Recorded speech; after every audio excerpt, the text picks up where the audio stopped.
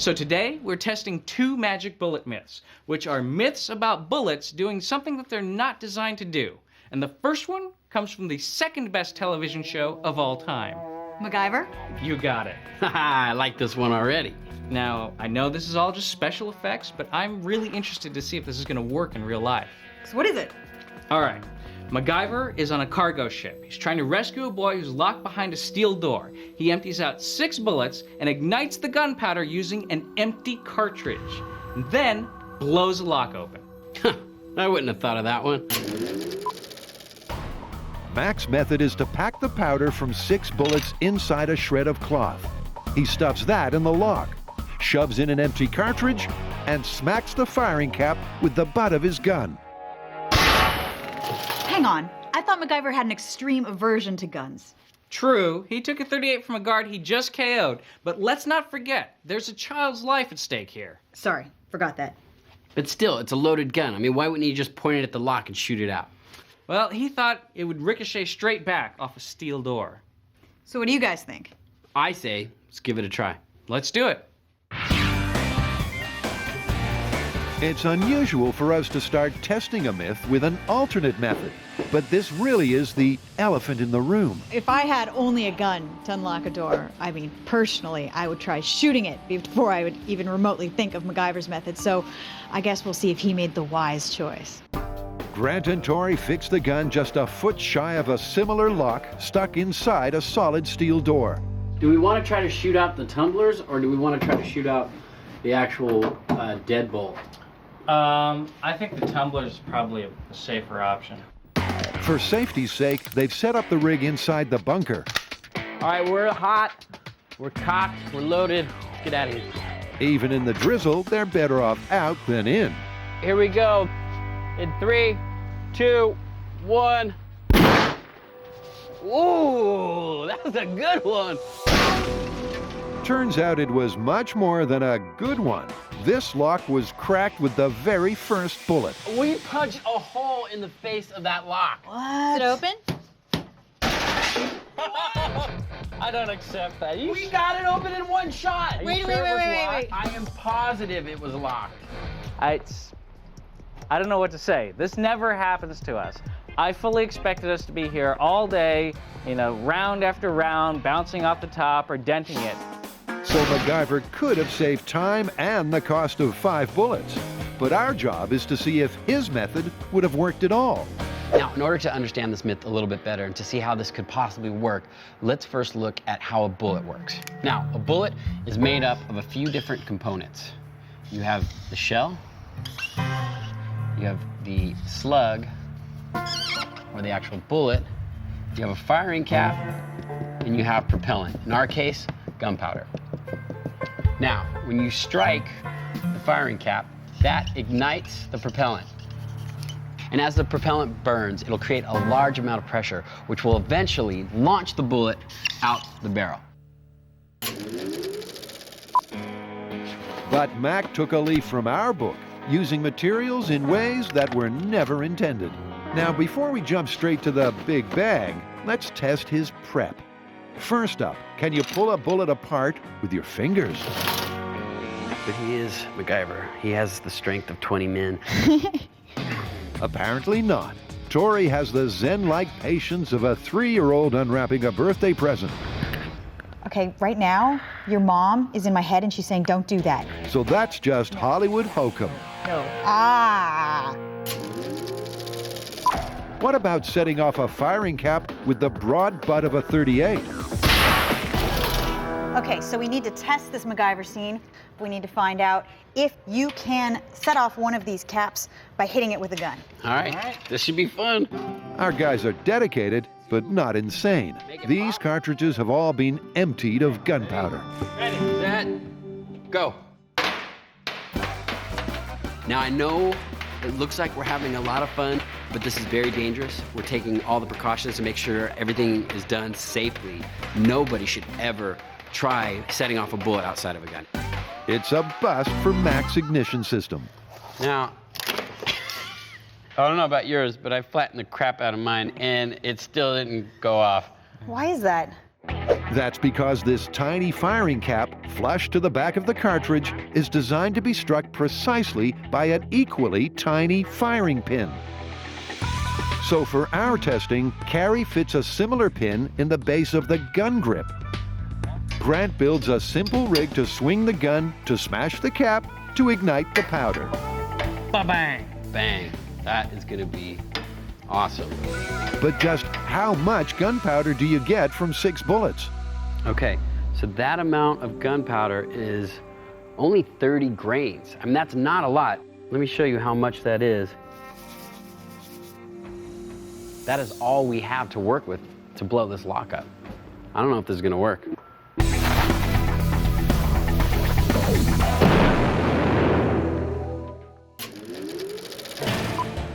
Tory, Grant, and Kari are ready to test if TV legend Angus MacGyver could possibly have blown the lock on a steel door using only loose gunpowder, an empty cartridge, and the butt of his gun. We're back at the Alameda Bomb Range, which is one of our favorite places to go because we can do all the things that we can't do in the shop, like blow doors open with gunpowder. Get in there. Somebody go get MacGyver! All right, so that is 30 grains of smokeless powder. That's 6 bullets worth? Yeah, I know. Doesn't look like much. I mean, do you think that's gonna blow the lock open? Hey, it worked for MacGyver. Yeah, I doubt it. I think the hardest part is gonna be getting that into the lock. I know. All right, let's do it. Kari does manage to stuff the cloth in the lock. That's the first real thumbs up for this myth. Okay, that should be it. Then the boys attach Grant's custom rig to the door frame. So our lock is right behind here. It's got the bit of bandana with the powder in it. This is our cap, and this is our mechanism to swing the gun. It's a little more complicated than just hitting it, but for safety's sake, we need something to do it remotely. Do you want to put tension on the string, see if it holds up? Yeah, go ahead. Perfect. Okay, this is MacGyver gunpowder and lock test 1. You guys ready to have your minds blown? Yeah. Here we go. In 3, 2, 1. No smoke, no fire, and no boom. I realize the earplugs are more for your countdown than the actual popping. The pin on the gun grip did strike the cap, but it didn't ignite the powder. Yeah, it went off, but the powder didn't. So what's the next step? I mean, the obvious thing is that the cap is not coming into contact with the powder because of the cloth. Maybe what we do is we put a hole in the cloth so that we have the cap in contact with the powder. All right, well, let's give that a shot. So Tory sensibly spreads the gunpowder all the way back to the ignition cap. Here we go. 3, 2, 1. Silence is deafening. Mac's mini hostage wouldn't even know that someone was trying to rescue him. It didn't ignite the powder, and that was in contact with the cap. You know, I'm starting to think that no matter what, a cap going off isn't going to ignite the gunpowder. But Grant's found a loophole that might just save this stunt and salvage Mac's reputation. Now, the type of gunpowder that we're using is smokeless gunpowder, which is found in modern ammunition. But at one time, the .38 caliber round had black powder, which has a bit more punch than the smokeless. My prediction is this is not going to work. But I'm optimistic. This might be their last chance to blow the lock like Mac did. 3, 2, 1. Oh! It ignited! That was cool! That was cool. All right, let's see if it opened that lock. No. The lock is intact, though it still looks real good on the high speed. It looks just like it did on the episode. Yeah. Except for that part where the door opens. So this door-busting myth, as seen on TV, is busted. But Grant still has faith in the general principle. Just for the sake of argument, let's say that MacGyver had a lot of black powder bullets. Yeah! Let's fill the whole Fill thing. the lock with black powder and then see. So they do, all the way up to the keyhole. And I've measured out 600 grains of black powder. That's 120 bullets worth of black powder. Now, that's a lot more than MacGyver had. Is that going to be enough to blow the lock open? We're about to find out. And their best chance for a big result is to forego the cartridge cap for an electric igniter. How it works is you apply a battery to this end, current flows through the wire, heats up a little piece of wire here at the end that heats up a chemical, and instant ignition for our gunpowder. Now Kari's prepared to make a prediction that's crystal clear. I think there's going to be a nice, colorful boom, but I don't think that we're actually going to explode this lock because I think that the keyholes are going to let all of that pressure out. You can't fault the theory, but this ain't over till they've blown the gizzards out of it. Alrighty, boys. Yes, girl. This is lock, half full with black powder, electric igniter, just for the heck of it because we can. Well, this could, if it does explode, it could open that door. I don't know about that. We'll see. All right, in 3, 2, 1. Whoa! Whoa! Yeah! Wow! We blew the door open! Blew the door open! Why am I always wrong? Yeah! I grossly underestimated the power of black powder in this lock. I thought there was no way in heck that door was opening, and it's wide open. And I hated it. And Tori's right, and I'm wrong. I hate that. As much fun as I had today, I'm a little bit disappointed. Why? Because every prediction you had was wrong? Yeah, a little bit, but I mean, guys, we busted MacGyver. Yes, but we proved that the general principle is sound. You just need a lot more gunpowder. And we even proved that you could set off gunpowder using an empty cartridge by hitting it with the butt of a gun. I'm very impressed. But we did have a clear demonstration on how this was supposed to have worked from the TV show using only 6 bullets worth of powder, and we didn't come anywhere close to that. All right, so this one is busted. Busted. Busted. Well, you know what? It's not MacGyver's fault. It was the writer's fault. Good point. MacGyver's real. Yeah, so is the Tooth Fairy. No, that's a myth. No, he's real too. No, Sasquatch is a myth.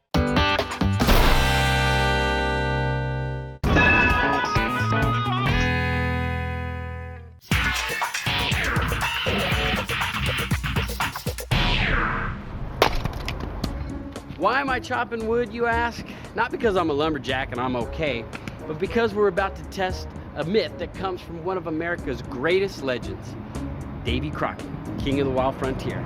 Now, apparently he would take his axe and throw it against a tree. And then he would take his trusty musket Betsy, fire a shot at the axe head, and split the bullet clean in half. And that is what we're gonna test to see if it's really possible.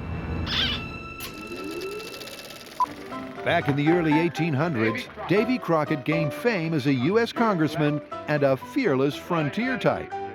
Self-described as half horse, half alligator, Davy had a reputation for, well, embellishing the truth. He once boasted the purtiest sister and the ugliest dog in the country. So look, this guy was real and a huge part of American folklore. Yeah, I mean, back in the 50s, like almost every kid had one of those Davy Crockett coonskin caps. But he did tell a lot of whoppers. He used to say that he could grin the bark off a tree. And that's just one tall tale. I mean, with all these crazy stories, it casts a lot of doubt on this myth that he could split a bullet by hitting an axe head. Unfortunately, I couldn't agree more. Well, the only way to prove it is to test it, right? Right, and I can't wait. Me too. It's an old-time myth you just couldn't test with modern firearms. 200 years ago, the guns were slower and the lead bullets were rounder and softer. But rest assured, the axes were sharp. All we have to do is shoot the axe head with the bullet and split it in two. How hard can that be? What are we gonna do with the rest of our day? I don't know. I'm always looking forward to the historical myths, and this one is extra fun because I really, really am into Davy Crockett.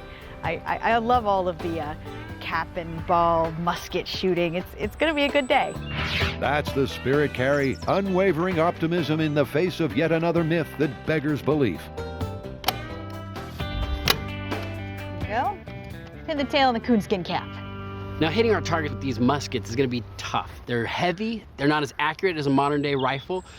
So we thought maybe if we dress up like Davy Crockett, maybe they'll give us an advantage to hit our target. You know, maybe we channel him, Davy, help me hit my target. But I doubt it.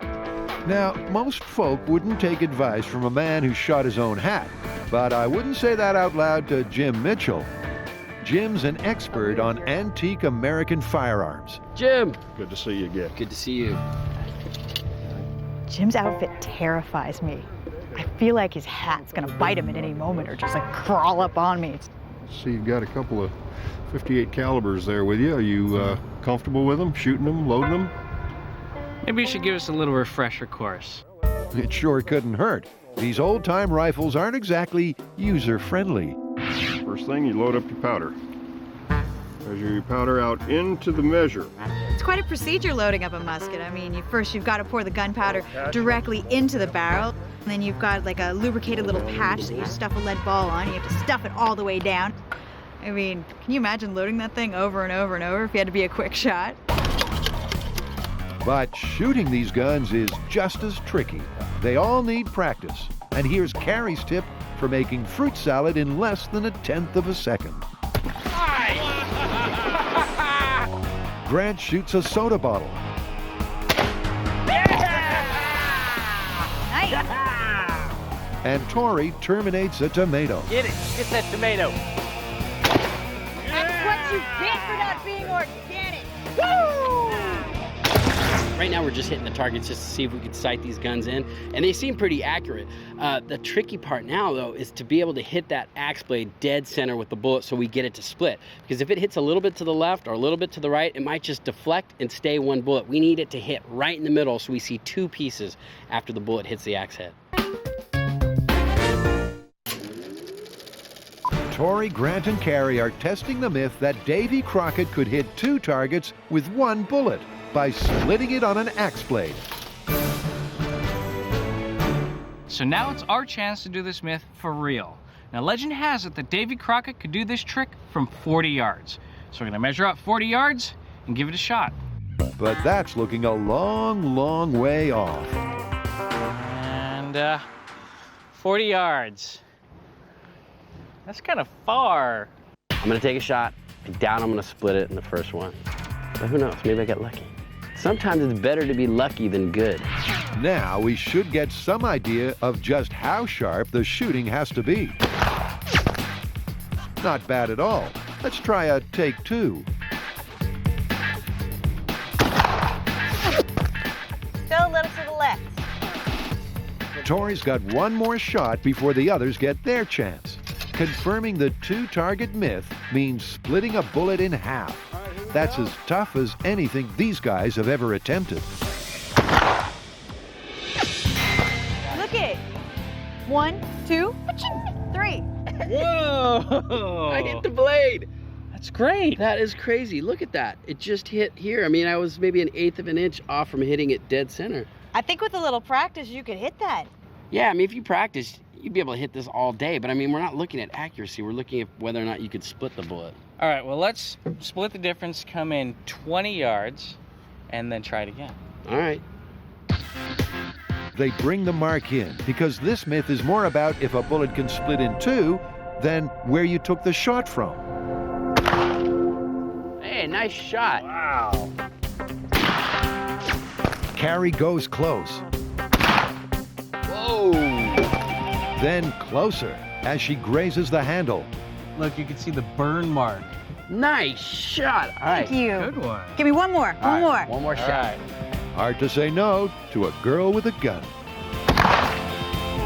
Close but no cigar, as my dad would say.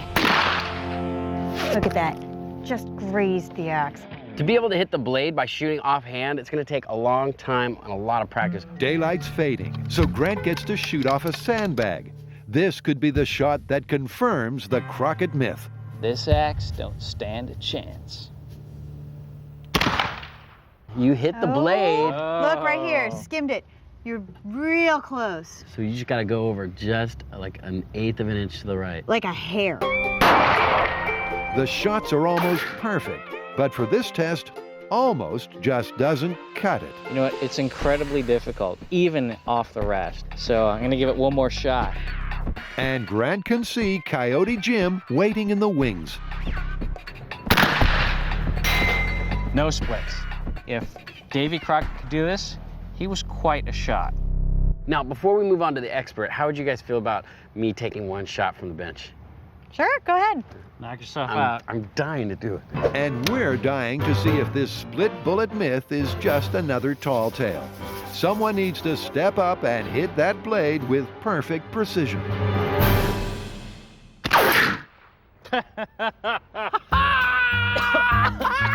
Tory's done it. One half of the bullet went left, and the other went right. You did it! I can't believe it actually worked. Both sides.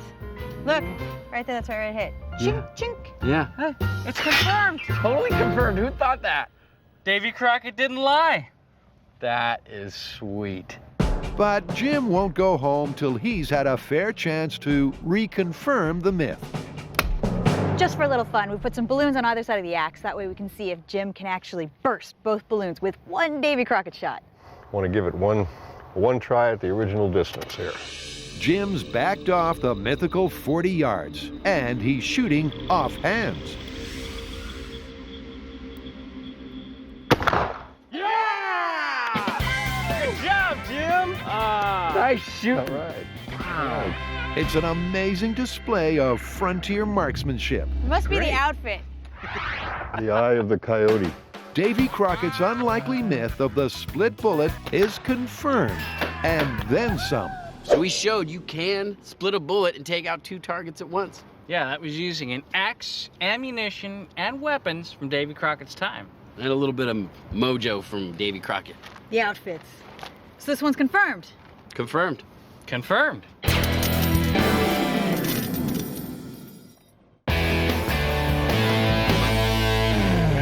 Well, you know, we MythBusters have never been ones to leave well enough alone, and we have a door here that we just don't want to take home. And with a little help from JD and some C4, they won't have to. Okay, the question is, do you want to do like a surgical kind of an entry around the lock, or do you want to just blow the crap out of it? Hardly worth asking the question, really. Blow the crap out of it. Okay, let's blow the crap out of it then. Yeah. I guess we'll be in the bunker then. So our guys duck for cover. JD sets the charge and bellows out his 4 favorite words. Fire in the hole! Fire in the hole! Fire in the hole! In 3, 2, 1.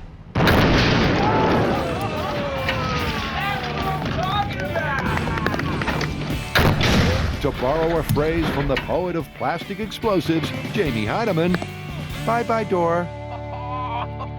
Screw black powder. That is incredible. That's like 70 feet away from the blast site. Now, personally, I think that if MacGyver had carried around a lot more C4, he could have gotten through a lot more doors a lot easier.